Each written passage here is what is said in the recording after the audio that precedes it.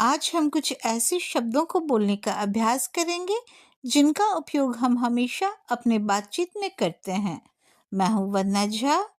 मैथिली पाठशाला में आप सभी का स्वागत है।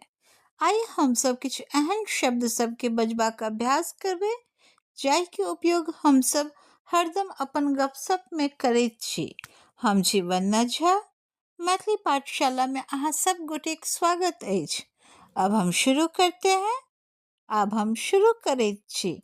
जहाँ तक, जतऽ तक, वहाँ तक, ओतऽ तक, अभी तक, एखन तक, सबसे पहला, सबसँ पहिल, सबसे पहले, सबसँ पहिने, नहीं तो, नहीं तो, मान लो, मान लिया, यहाँ से आगे, इतो से आगा, और किसी दिन, और कोनो दिन, किसी के साथ, ककरो संग, मेरे साथ, हमरा संग, आपके साथ, अहाँक संग।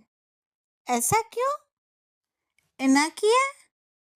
वैसे ही, ओहिना, ऐसा ही कुछ, एहने किछ। कब तक? कहिया तक? जब तक? जहिया तक? अभी तक? एखन तक? नहीं तो? नहीं तो? फिर कब? फिर कहिया?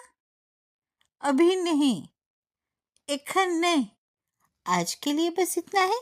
फिर अगले अध्याय में, आय के लिए बस इतने। फिर अगला अध्याय में। धन्यवाद, प्रणाम।